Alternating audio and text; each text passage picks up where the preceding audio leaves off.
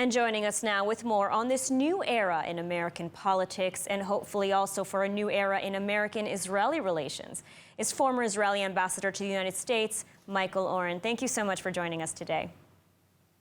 Good to be with you, Lita. Hi, good morning from here, from Washington this morning. Good morning from Washington. So already on day one, President Trump kept his campaign promises and showed his support for Israel through a number of measures. Is this a sign of what's to come?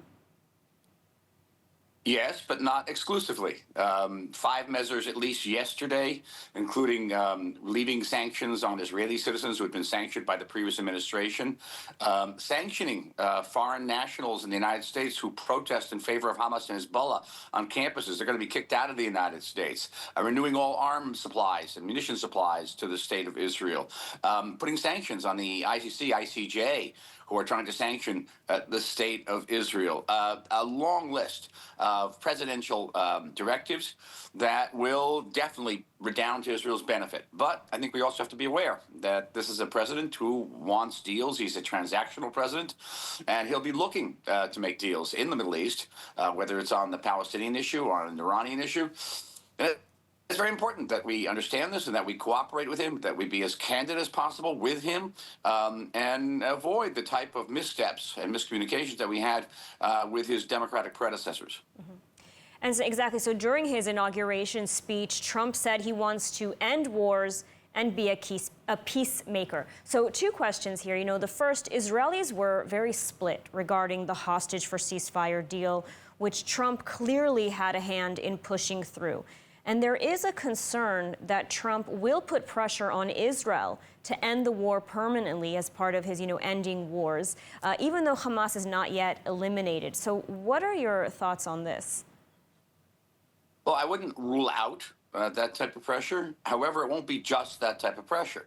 Yesterday, maybe you've reported on this already, numerous American outlets reported on a plan by Special Envoy Steve Witkoff to relocate 2 million Palestinians from the Gaza Strip to Indonesia for a period in order to renovate and rebuild the area. Even President Trump in the Oval Office mentioned the need to transform Gaza into a type of Riviera with hotels, great beaches, great climate. There's no reason this can't be a vacation hub for the entire world, but it can't be then with this population there. So there's an interesting idea. So it's not just pressure on Israel. It's a wider vision which will bring hopefully stability and create a situation, as the Prime Minister said, so that that Gaza can never again threaten the state of Israel as it did on October 7th. And the second question is that one of the main priorities of a second Trump administration is to advance the Abraham Accords. There are already reports that Trump and the Saudi Crown Prince are discussing the criteria for normalization. And one such criteria, at least under the Biden administration, was the establishment of a Palestinian state. I mean, do you believe this will happen? And what could this process look like? Well, let me correct you. It's not to discuss the creation of a Palestinian state. It's to create the pathway to a Palestinian state. The P word. The Palestinians are very precise about this all the time. They talk about the pathway. Now, I assume that the Saudis are very smart, and they know that a Palestinian state, were to be created and to fall to Hamas within a matter of days, would take down Jordan, would take down half of the Middle East. They're not about to do that. But, they do have their public opinion as well. And they would like to see a discussion of a pathway. Now, you ask me, I think a pathway is a thing with gravel.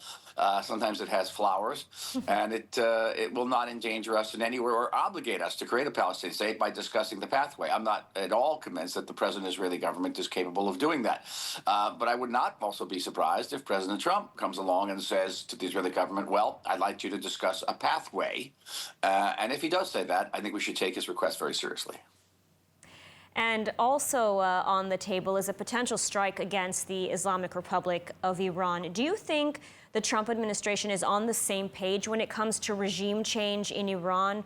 Or is this an administration that will likely seek to make a deal on Iran's nuclear threats? And the answer to that question is yes. On both counts. President Biden removed the credible military option from the table. There was no credible military option, and Biden, like Obama before him, sought to appease the Iranians back to the negotiating table, incentivize them all the time. I wouldn't rule out the possibility that President Trump would like to reach a deal with the Iranians. It would be a deal that's significantly better than the JCPOA of 2015 of President Obama. But he's not going to appease the Iranians back to the negotiating table. He's going to beat them back to the negotiating table. They'll come to the negotiating table begging for a deal and get a very better deal. If failing that, I think he would definitely restore a credible military option to the table. And certainly the people he has appointed around him, Secretary of State Marco Rubio, the National Security Advisor Mark Waltz, are very much of that opinion.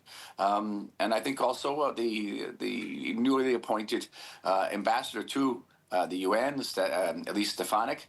And by the way, may I add also, parenthetically, I hope that Ambassador Stefanik will once again pull America out of the UN Human Rights Council.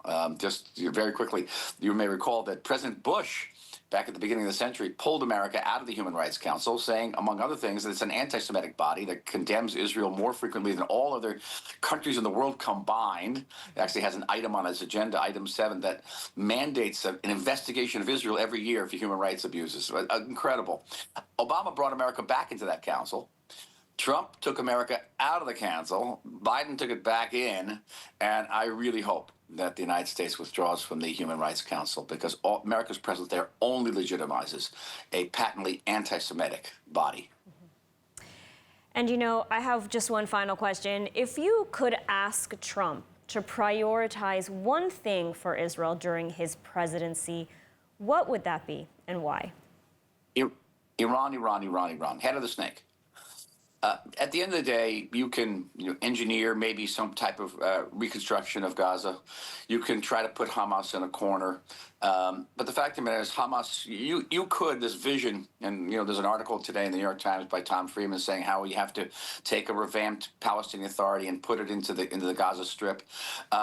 Unless the head of the snake is taken off, Hamas will simply assassinate everybody in the Palestinian Authority that anybody puts in there to govern. And that's what happened back in 2006, 2007, with a huge American military backing. The Palestinian Authority was overthrown in a matter of days by Hamas.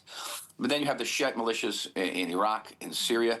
You have the Houthis in Yemen. None of this will stop. None of this will stop without dealing with the Iranian issue. So to give a very precise answer to your question, the one thing that the Trump administration can do that would be best, not just for Israel, but for the Middle East, for America and the entire world, would to be eliminate the threat of the Islamic Republic of Iran. Absolutely. Well, let's hope that happens. And, we've certainly entered a new era in U.S. Israel relations. Thank you very much for speaking with us today, Ambassador Michael Oren. Thank you very much. Have a good, quiet day.